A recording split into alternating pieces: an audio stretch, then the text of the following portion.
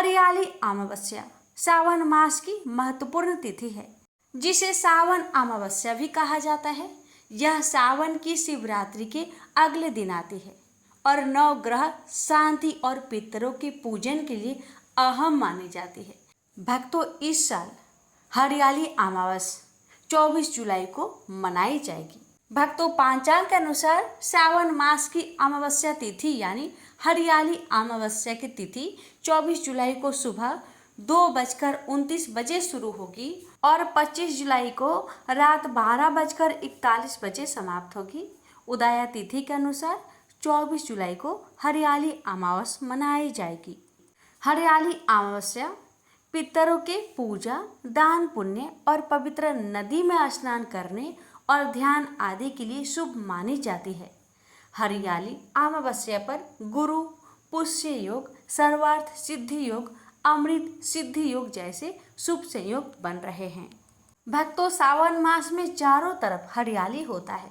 बारिश की वजह से मौसम सुहाना होता है और पेड़ पौधों में अलग चमक दिखाई देती है।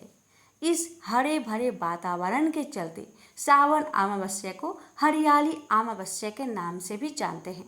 हरियाली अमावस्या के मौके पर पितर पूजा और नवग्रह शांति पूजा कराने का भी महत्व है। इसके साथ ही शिव पूजन का बड़ा महत्व माना जाता है। इसके साथ ही पौधे लगाने का महत्व है। इस दिन आम, आंवला, नीम, बरगद, पीपल आदि के पौधे लगाने का बड़ा महत्व है। भक्तों, हरियाली अमावस्या के दिन पवित्र नदी में स्नान करना चाहिए या नहाने के पानी में थोड़ा सा गंगा जल मिलाकर नहा लेना चाहिए। स्नान के बाद ध्यान आदि करना चाहिए और अपने इष्ट का ध्यान करना चाहिए। शिव पूजन का भी महत्व है। शिव जी को आख, मदार आदि का फूल चढ़ा सकते हैं। पितरों के निमित्त पूजन करना चाहिए। जरूरतमंदों को भोजन कराना चाहिए। पीपल के पेड़ की पूजा करनी चाहिए और फलदार पौधे लगाने चाहिए। घर के मुख्य दरवाजे पर घी का दीपक जलाना चाहिए। अब आइए श्रवण करते हैं हरियाली अमावस्या की व्रत कथा। हरियाली अमावस्या की कथा के अनुसार कहा जाता है कि एक राजा की बहू ने एक दिन मिठाई चोरी करके खा ली और नाम एक चूहे का दे दिया। यह बात जानकर चूहे को बहुत क्रोध आया और उसने तय किया कि एक दिन राजा के सामने सच लेकर ही आऊंगा। फिर एक दिन राजा के यहाँ अतिथि पधारे और राजा के ही अतिथि कक्ष में सोए।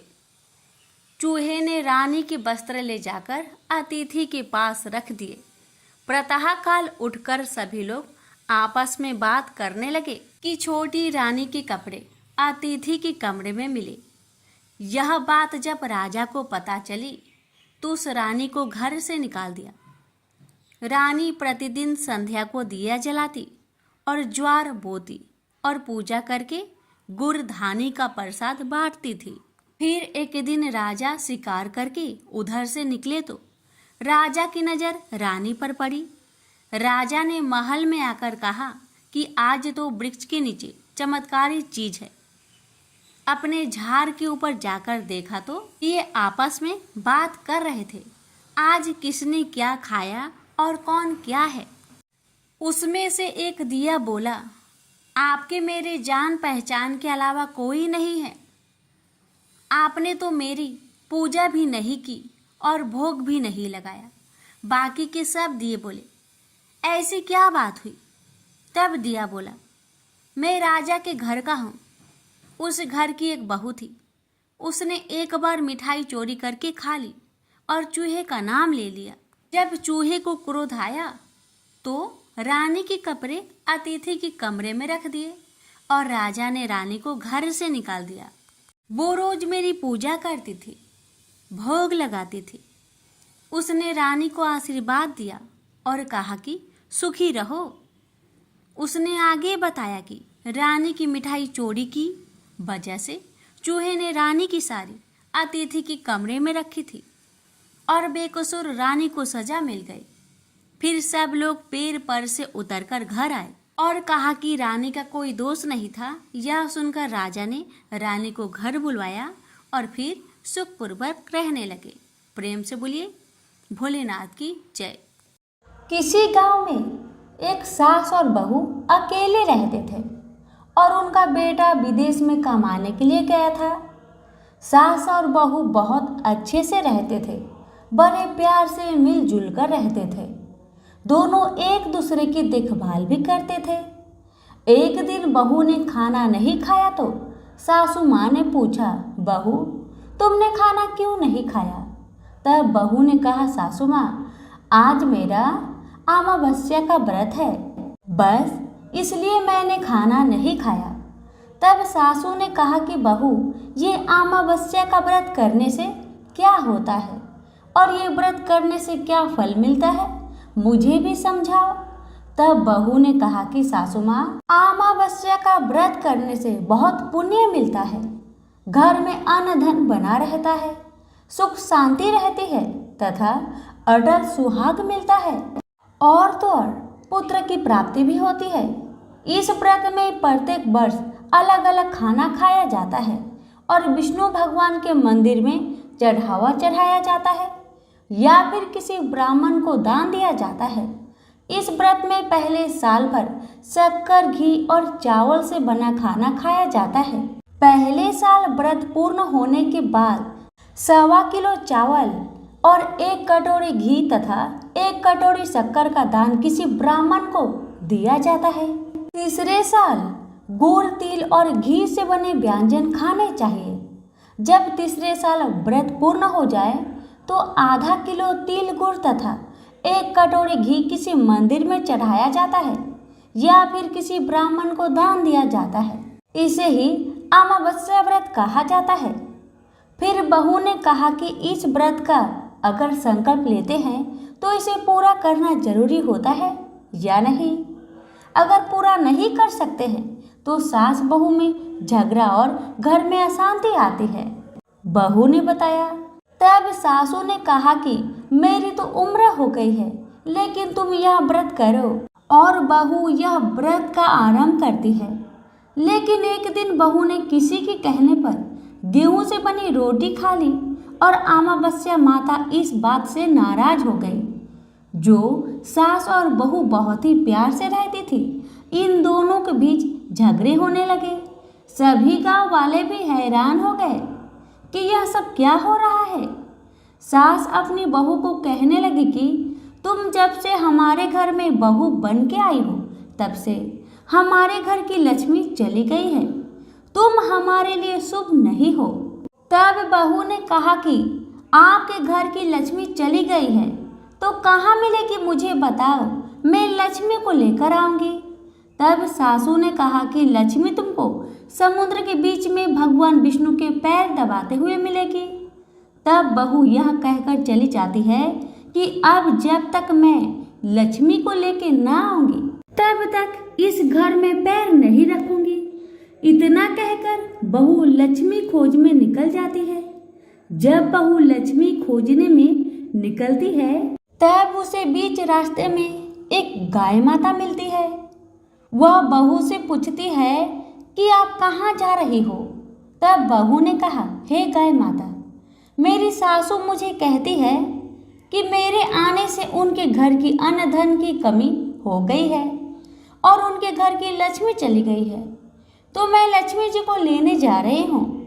गाय माता ने कहा, हे बेटी, अगर तुम जा ही रही हो तो भगवान से मेरे बारे में पूछ भी लेना। तब बहू बोलती है कि ठीक है गाय माता, बताओ मैं आपके बारे में भगवान से क्या पूछूंगी। तब गाय माता बोलती है कि मेरा जब भी बछड़ा होता है वह मर जाता है, जिंदा नहीं रहता। तुम भगवान से पूछ लेना कि मेरे साथ ऐसा क्यों हो रहा है, मैंने ऐसा कौन से कर्म किए हैं। तब बहू बोली, गाय माता, मैं आपके बारे में जरूर पूछ लूंगी। यह कहकर बहू आगे बढ़ी। अब आगे चलते ही बहू को एक घोड़ी मिलती है जिसके गले में घंटी बंधी हुई होती है। घोड़ी ने भी कहा कि बेटी, तुम मेरे दुख का निवारण भी भगवान से पूछ लेना। तब बहू ने कहा, जरूर पूछ लूंगी। यह कहकर बहू आगे बढ़ती है। आगे जाते ही बहू को एक अंधा और बहरा बुजुर्ग मिलता है। वह भी बहू से अपनी समस्या भगवान से पूछने के लिए कहता है। तब बहू उसकी समस्या भी भगवान से पूछने का कहकर आगे बढ़ती है। आगे जाते ही बहू को एक बूढ़ी औरत मिलती है जो हाथ और पैर से अपाहिज होती है। वह भी बहू से अपनी समस्या भगवान को पूछने के लिए कहती है। तब बहू उसके समस्या को भी पूछने के लिए तैयार हो जाती है और आगे बढ़ती है। आगे जाते ही बहू थक जाती है और एक आम के पेड़ के नीचे बैठ जाती है। तब आम का पेड़ खुश होकर बहू से पूछता है, बेटी तुम कहाँ से आई हो और कहाँ जा रही हो? तो तब बहू बताती है वह लक्ष्मी को लेने जा रही है। तब पेड़ भी अपनी समस्या भगवान को पूछने के लिए कहता है कि मेरे पेड़ पर लगे आम खट्टे ही क्यों होते हैं, इस बारे में भगवान को जरूर पूछना। तब बहू उसकी समस्या लेकर आगे बढ़ती है। आगे जाते ही बहू को एक तलाई मिलती है। वह भी बहू को बताती है कि तुम भगवान से पूछना कि मेरी तलाई का पानी इतना मैल क्यों है, कोई भी इसे नहीं पीता है। तब बहू कहती है जरूर पूछ लूंगी और कहकर आगे बढ़ती है। बहुत दिनों जंगल में चलते चलते बहू थक जाती है। उसे भूख भी लगी होती है, लेकिन खाने को नहीं मिलने से वह थक जाती है और जंगल में बेहोश हो जाती है। और भगवान का चमत्कार देखिए, उसी समय भगवान विष्णु और माता लक्ष्मी वह विचरण करते हुए आते हैं। तब माता लक्ष्मी विष्णु जी से कहती है, हे नाथ, यह आपकी बहुत बड़ी भक्त है, आप इसके दुखों का निवारण करें। तब भगवान विष्णु कहते हैं कि इस संसार में बहुत जीव दुखी है, सभी अपने अपने कर्मों का फल भोग रहे हैं, किस किस के दुख का निवारण मैं करूं? तब माता लक्ष्मी ने विष्णु से विनती की और कहा कि वह भूखी प्यासी है और इसे यहाँ अगर ऐसे ही छोड़ दिया जाए तो जंगली जानवर उसे अपना शिकार बना लेंगे। माता लक्ष्मी की बात सुनकर भगवान विष्णु एक साधु का वेश धारण करते हैं और बहू के पास जाते हैं और उसे होश में लाते हैं। बहू के होश में आते ही साधु वेश में भगवान उससे पूछते हैं कि वह यहाँ क्यों आई है और कहाँ जा रही है। तब बहू पूरी बात बताती है। उसकी बात सुनकर भगवान विष्णु और माता लक्ष्मी प्रकट होते हैं। उनके साथ अमावस्या माता भी प्रकट होती है। बहू उनके चरणों में गिरकर वंदना करती है। अमावस्या माता बहू को कहती है कि बेटी, तूने मेरे व्रत को खंडित किया है, इसी की सजा मिली है, लेकिन तुम्हें अब मैं माफ करती हूँ और तुम घर जाओ। तुम्हारा घर अन्न धन से संपन्न होगा, तुम्हारा घर सुंदर महल में बदल जाएगा और तुम्हारी सभी मनोकामना पूर्ण होगी। यह सब होने के पश्चात बहू रास्ते में जो भी मिला उन सभी के दुखों का निवारण करने के लिए विनती करती है। तब भगवान विष्णु बोलते हैं कि गाय ने कभी अपना दूध किसी को नहीं पिलाया, उस वजह से उसके बछड़े जिंदे नहीं रहते हैं। तुम उसका दूध पी लेना, जिससे उसके बछड़े जिंदा रहने लगेंगे। और घोड़ी पिछले जन्म में आटा पीसने वाली महिला थी। वह किसी को आटा पीस के नहीं देती थी, इसलिए उसके गले में चक्की के पाट बंधे हुए हैं। तुम उसके पाट खोल देना, वह बिल्कुल ठीक हो जाएगी। बुजुर्ग कभी भगवान के मंदिर नहीं गया और ना ही उसने कभी भगवान के भजन सुने। तुम उसको मंदिर ले जाना और दर्शन करवा देना, वह भी ठीक हो जाएगा। बुजुर्ग महिला जो थी उसने कभी भी अपने जवानी में दान पुण्य नहीं किया, इसलिए उसे यह सजा मिली है। तुम उसे दान करवा देना तो उसकी विकलांगना दूर हो जाएगी। उस आम के पेड़ ने कभी किसी बच्चे को अपने आम खाने को नहीं दिए, इसलिए उसके सभी फल खट्टे होते हैं। तुम उस पेड़ का आम खा लेना, फिर उस पेड़ पर मीठे आम आ जाएंगे। तलाई का पानी पिछले जन्म में देवरानी जेठानी थी, वह हमेशा झगड़ती रहती थी, इसलिए उसका पानी मैला है। तुम उसका पानी पी लेना, वह तलाई शुद्ध हो जाएगी। बहू ने भगवान विष्णु, माता लक्ष्मी और अमावस्या माता को नमन करके घर जाने के लिए निकलती है और रास्ते में उसे जो भी मिला उनके सभी समस्या भगवान के कहे अनुसार दूर करती गई। सभी उसे आशीर्वाद देते हैं। घर जाते ही उसका घर एक सुंदर महल में परिवर्तन हो जाता है तथा घर में अन्न धन भरा मिलता है। अब बहू सासू से कहती है कि सासू माँ, आपने सच कहा था, मैं आपके लिए शुभ नहीं हूँ। मेरे जाने से ही आपके घर में लक्ष्मी आई है। अब आप यहाँ रहे, मैं मरने जा रही हूँ। तब सासू ने कहा कि हे बेटी, यह सब तुम्हारे अमावस्या व्रत का फल हमें मिला है। तुम यहाँ पर ही रहोगी, कहीं नहीं जाओगी। और सास बहू खुशी खुशी रहने लगे। एक दिन उसका बेटा भी विदेश से लौट आया और घर में यह सब देखा। तब उसकी माँ ने सब बात उसे बताई। इस तरह वह लोग खुशी खुशी अपना जीवन व्यतीत करने लगे। तो सभी प्रेम से बोलिए, लक्ष्मी नारायण की जय, अमावस्या माता की जय। एक समय शिवजी महाराज पार्वती के साथ हरिद्वार में घूम रहे थे। पार्वती जी ने देखा कि बहुत सारे मनुष्य गंगा में नहा नहा कर हर हर गंगे कहते कहते चले जा रहे हैं, परंतु प्राय सभी दुखी और पाप परायण हैं। पार्वती जी ने बड़े आश्चर्य से शिव जी से पूछा कि हे देव, गंगा में इतनी बार स्नान करने के बाद भी इनके पाप और दुखों का नाश क्यों नहीं हुआ? क्या गंगा में अभी सामर्थ्य नहीं रहा? पार्वती जी की बातें सुन भगवान शिव ने कहा, प्रिय, गंगा में तो वही सामर्थ्य है, परंतु इन लोगों ने पाप नाशिनी गंगा में स्नान ही नहीं किया है, तब इन्हें लाभ कैसे हो? पार्वती जी ने बड़े आश्चर्य से कहा, स्नान कैसे नहीं किया भगवान?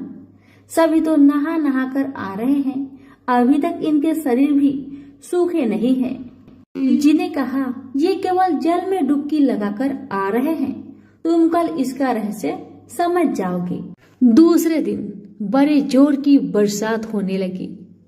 गलियां कीचड़ से भर गई। एक चौड़े रास्ते में एक गहरा गड्ढा था। चारों ओर लपटीला कीचड़ भर रहा था। उसी गड्ढा में भगवान शिव ने लीला करते हुए वृद्ध ब्राह्मण का रूप धारण कर लिया और दीन विवश की तरह गड्ढे में जाकर ऐसे पड़ गए कि जैसे मानो कोई मनुष्य चलता चलता गड्ढे में गिर पड़ा हो। निकलने की कोशिश करने के बावजूद भी वह निकल नहीं पा रहा है। पार्वती जी को भगवान शंकर ने समझाकर गड्ढे के पास बैठा दिया कि देखिए देवी, आप लोगों को सुना सुनाकर यूं पुकारती रहिए कि मेरे वृद्ध पति अकस्मात गलती से गड्ढे में गिर पड़े हैं, कोई पुण्य आत्मा ही इन्हें निकालकर इनके प्राणों की रक्षा करे। इस प्रकार आप बार बार कहते रहिएगा।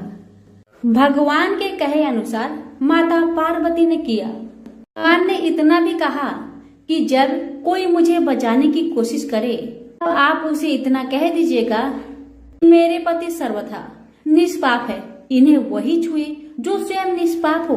यदि आप निष्पाप है तभी आप मेरे पति को हाथ लगाइए, नहीं तो हाथ लगते ही आप भस्म हो जाएंगे। पार्वती जी ने भगवान की बात को ध्यान में रखकर गड्ढे के किनारे पर बैठ गई और आने जाने वालों को सुना सुनाकर शिव जी की सिखाई हुई बात कहने लगी। गंगा में नहाकर लोगों के दल आ रहे थे। सुंदरी महिला को यूं बैठी देखकर कईयों का मन में पाप आया। कई लोग लज्जा से डरे, कईयों को कुछ धर्म का भय हुआ, कई कानून से डरे। कुछ लोगों ने तो पार्वती जी को यह भी सुना दिया कि मरने दे बूढ़े को, क्यों उनके लिए रोती है। आगे और कुछ दयालु सच्चा चरित्र पुरुष थे।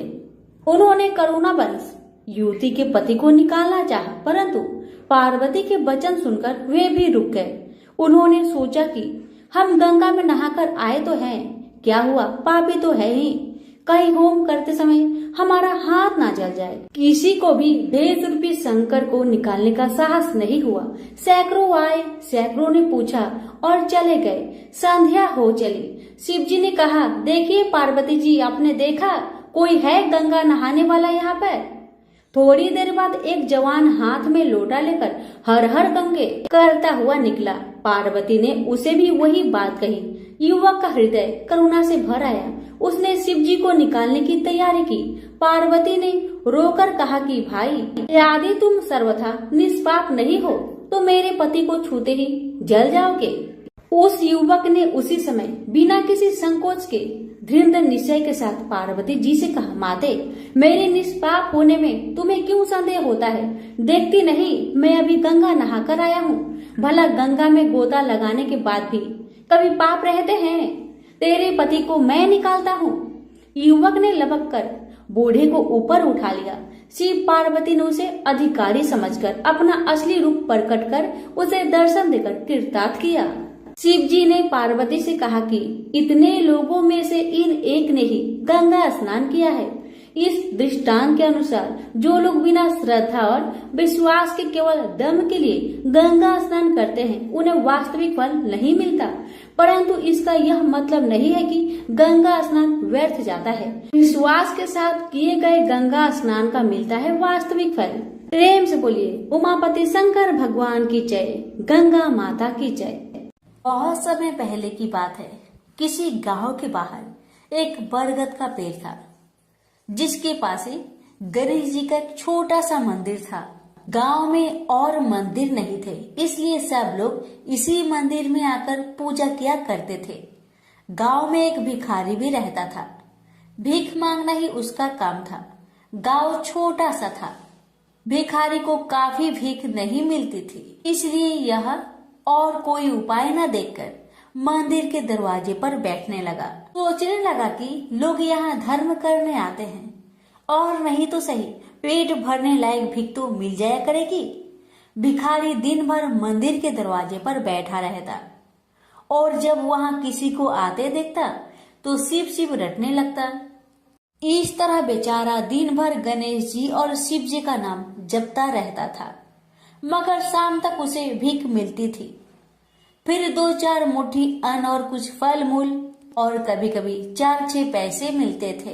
हालांकि इतनी थोड़ी आमदनी से किसी की गुजर कैसे हो सकती है। फिर भिखारी को अपना ही नहीं बल्कि अपनी बेटी की भी चिंता करनी पड़ती थी।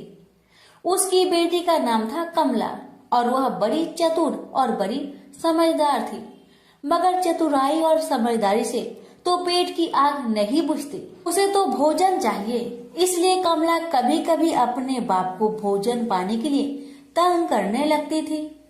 उस वक्त भिखारी के दिल पर बड़ी चोट लगती। उसकी आंखें भर आती थी। वह चिंता के समुद्र में डूब उतरने लगता था। गर्मी के दिन थे, दोपहर का समय था। ऊपर आसमान और नीचे धरती धक धक जल रही थी। चारों तरफ सन्नाटा छा रहा था। ऐसे ही समय में महादेव पार्वती लोगों का सुख दुख देखने इस संसार में आए। चलते चलते वे उसी गांव में पहुंचे और गणेश जी के मंदिर के सामने से निकले। भिखारी उन्हें आते देख ओम नमः शिवाय, ओम नमः शिवाय की रटना रटने लगा। भिखारी की यह हालत देख पार्वती जी को बड़ी दया आई। उन्होंने महादेव जी से कहा, भगवान, इस भिखारी की तरफ भी तो देखिए, बेचारा कितना दुखी है। देखिए तो कितने प्रेम से आपका नाम जप रहा है और आप भगवान कितने कठोर है। आपको क्या इस भिखारी पर दया नहीं आई? मैंने सुना था कि लोग बड़े पापी हो गए हैं, वो देवताओं का पूजा नहीं करते, मगर नहीं, आज मुझे मालूम हुआ कि इसमें उनका कोई अपराध नहीं, सब तो देवताओं का अपराध ही है। आप इसी भिखारी को ले लीजिए। बेचारा को आपका नाम लेते लेते बरसों बीत गए, इतने पर भी अभागा पेट भर भोजन तक नहीं पाता। जब देवता ही ऐसे कठोर हो जाएंगे तब कोई काहे उनकी पूजा करेगा। अब महादेव जी को पार्वती जी की बात लग गई। भगवान बोले, देवी, आप असल बात क्या है नहीं जानती और आप जान भी नहीं सकती, क्योंकि आपका हृदय ही इतना कोमल है कि मैं कहता हूँ देवी, आप जिद ना करें, जो हो रहा है उसे होने दीजिए। देवी ने एक ना सुना तो भगवान ने कहा, ठीक है, तो मैं आज इस भिखारी के लिए कुछ बंदोबस्त करा देता हूँ, जिससे इस भिखारी का दुख दूर हो जाएगा। इतना कहकर महादेव जी पार्वती जी के साथ मंदिर में पहुँचे। माता पिता को आते देख गणेश जी उठकर खड़े हो गए। उन्होंने बड़े प्रेम से माता पिता को प्रणाम किया। महादेव जी ने गणेश जी को आशीर्वाद दिया और कहा, देखो बेटा, यह भिखारी बरसों से तुम्हारे द्वार पर बैठा है, मेरा नाम जपा करता है, मगर तुमने अब तक इस पर दया क्यों नहीं किया? अब ऐसा कुछ उपाय करो जिससे इस बेचारे का दुख दूर हो जाए। गणेश जी ने हाथ जोड़कर उत्तर दिया, अच्छी बात है पिताजी, 7 दिन के भीतर उसका दुख दूर हो जाएगा, उसे कहीं न कहीं से 2 लाख रुपए मिल जाएंगे। गणेश जी का उत्तर सुनकर महादेव पार्वती आगे को चल गए। इसी समय एक बनिया मंदिर में पूजा करने आया था। वह आड़ में छिपा छिपा महादेव जी और गणेश जी की बातें सुन रहा था। उसने सोचा, ये तो बहुत अच्छा मौका है, यदि थोड़ी चतुराई से काम लूं तो सहज ही 2 लाख का मालिक मैं हो सकता हूँ। बस वह बड़ी खुशी से भिखारी के सामने पहुंचा और उसे प्रणाम कर एक तरफ बैठ गया। भिखारी को आज तक किसी ने प्रणाम नहीं किया था, न कोई उसके पास आकर बैठा ही था। बनिए की इस काम से भिखारी ने समझा कि यह बेशक कोई भला मानुष है। वह मन ही मन प्रसन्न हुआ और बनिए से बोला, बाबा आप बहुत दयालु जान पड़ते हैं, कहिए मेरे पास आने की कृपा क्यों कर हुई? आप नहीं जानते मैं एक गरीब भिखारी हूँ। बनिए को तो अपना मतलब गांठना था। मीठेपन से बोला, आप भिखारी है? कौन कहता है कि आप भिखारी है? मुझे अच्छी तरह मालूम है कि आप एक पहुंचे हुए महात्मा हैं और आपके दर्शन से लोगों के पाप दूर हो जाते हैं। मैं भी आपके दर्शन करने चला आया हूँ। मुझे आपसे कुछ पूछना है, यदि आज्ञा दो तो पूछो? भिखारी खुशी से बोला, पूछिए। बनिया बोला, भला दिन भर आपको कितनी भीख मिल जाती है? भिखारी बोला, भाई मिलने की क्यों पूछते हो, यहाँ तो पेट की भी लाले पड़े रहते हैं। रोजाना 2-4 मुट्ठी अन्न मिल जाता है, कभी 2-4 पैसे भी मिल जाते हैं, किसी तरह दिन काट लेता हूँ। बनिया कहने लगा, राम राम, आप जैसे महात्मा और यह कष्ट, इस गांव के आदमी भी क्या आदमी हैं? आपकी थोड़ी सी सहायता नहीं कर सकते? आप कैसे यह कष्ट सह लेते हैं? मुझे तो आप पर बड़ी दया आती है। मेरे जी में आता है कि मैं आपकी कुछ सेवा करूं, पर कहने में डर मालूम होता है। भिखारी बोला, आप मेरी सहायता कर सकते हैं? अब बनिया हंसते हुए बोला, मेरी इतनी हैसियत कहाँ है जो आपकी कुछ सेवा कर सकूं, मगर एक बात है, आज से 7 दिन तक आपको जो कुछ भी मिले वह मुझे दे दीजिए, बदले में आपको मैं 100 रुपया दे दूंगा। 100 रुपये के नाम सुनते ही भिखारी मारे खुशी के उछल पड़ा। उसने सोचा, अगर 100 रुपये मिल जाए तो क्या कहना, यहाँ तो 7 दिन में 7 आने के सामान भी न मिले, तब तो 100 रुपये छोड़ देना सरासर बेवकूफी होगी, पूरा गधापन है। मगर इसी समय उसे लड़की की ख्याल आ गई। उसने सोचा, अगर मैं 100 रुपया लेकर घर पहुंचा और मेरी बिटिया रानी गुस्सा करने लगी तो पहले मैं उसकी सलाह ले लेता हूँ। बस यही विचार में आते ही उसने बनिए को जवाब दिया, आपने मुझ पर बड़ी कृपा की, मगर मैं अभी कुछ नहीं कह सकता, सोच विचार करके कल कहूँगा। जब बनिया चला गया तब भिखारी ने अपनी बिटिया को बुलाया और उससे सब हाल कह सुनाया। चतुर बिटिया कमला ने फौरन समझ गई कि इसमें जरूर कोई बनिए की शैतानी है। उसने पिता से कहा, बनिया बिना फायदे के क्यों 100 रुपये देने चला? खैर कोई बात नहीं पिताजी, मैं कल उस बनिए से बातें तय कर लूंगी, मगर आप बीच में कुछ ना बोलना। उधर बनिए का बुरा हाल था, रात भर उसके पेट में चूहे उछलते रहे। बड़ी मुश्किल से सवेरा हुआ, बनिए की जान में जान आई। वह हाथ मुंह धोते ही भिखारी के पास आ पहुंचा और छूटते ही बोला, क्या विचार किया आपने? कमला भी बनिए से निपटने को तैयार बैठी थी। बनिए की बात सुनते ही उसने जवाब दिया, सेठ जी, हम लोगों ने विचार किया, भला 100 रुपये में क्या होता है, इतना सस्ता सौदा होना मुश्किल है, माफ कीजिए। कमला का उत्तर सुनते ही बनिए पर मानो बिजली गिर पड़ी, और लाख रुपए के लालच छोड़ना भी कठिन था। वह 200 रुपए देने को राजी हो गया। अब तो कमला का संदेह और भी पक्की हो गया। वह समझ गई कि बनिया जरूर किसी भारी लाभ के लिए ही इतने रुपए देना चाहता है। उसने जवाब दिया, सेठ जी, इतना सस्ता सौदा और कहीं होता होगा? 100 दो, 100 या 1000 दो। 1000 में तो होता ही क्या है? जो चीज आप कौड़ियों में मोल खरीदना चाहते हैं वह लाख रुपए में भी सस्ती है। यह सुनकर बनिया बहुत घबराया, परंतु उसने अपनी कोशिश जारी रखी। मारे लोभ के वह अंधा हो रहा था। उसको लोभ का भूत सवार हो गया था। उसने 100 दो, 100 से बढ़कर अंत में 50,000 लगा दिए। अब कमला ने सोचा, इतने रुपए थोड़े नहीं होते। अब बिटिया कमला ने सोचा, इतने बड़े रकम को छोड़ना ठीक नहीं है। उसने बनिए से कहा, खैर आप नहीं मानते तो मैं ही आपकी बात मान लेती हूँ, मगर शर्त यह है कि रुपए अभी मिलने चाहिए। ये शर्तें मंजूर करने में बनिए को क्या उजर थी। वह खुशी खुशी घर लौटा। उसने सोचा 50,000 रुपए देकर 1 लाख लेना कुछ बुरा नहीं है। 2 लाख न सही 1.5 लाख मालिक तो बन ही जाऊंगा। आहा, मेरी तकदीर भी कितनी चोखी है। साथ ही दिन में 50,000 का लाभ हो गया। उसने घर आते ही भिखारी के पास 50,000 रुपए भेज दिए। अब बनिया हर रोज भिखारी के पास आता और उसकी दिन भर की भीख घर ले आता। इस तरह 6 दिन बीत गए। अब तो बनिए को बड़ी फिक्र हुई। 7वें दिन वह फिर गणेश जी के मंदिर में पहुंचा। उसने देखा कि आज फिर महादेव पार्वती मंदिर में पधारे हैं। बस वह दीवार से कान सटा उनकी बातें सुनने लगा, मगर यह क्या, उसका कान दीवार में चिपक गया। उसने कान छुड़ाने की बहुत कोशिश की, पर कान टसमस न हुआ। तब वह दाहिने हाथ की सहायता से कान छुड़ाने लगा। इतने में हाथ भी दीवार में चिपक गया। इधर महादेव जी ने गणेश जी से पूछा, बेटा इस भिखारी के लिए कुछ इंतजाम हुआ है? गणेश जी बोले, जी हाँ, उसे 50,000 रुपए तो दिलवा दिए हैं, बाकी के लिए बनिए को दीवार से चिपका कर रखा है। यह बनिया बड़ा लोभी कंजूस है।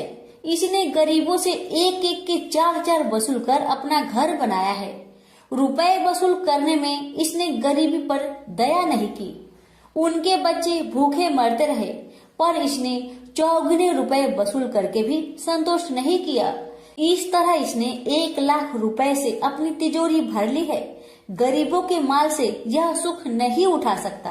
अब जब तक यह भिखारी को बाकी 50,000 रुपए न देगा, तब तक दीवार से चिपका रहेगा।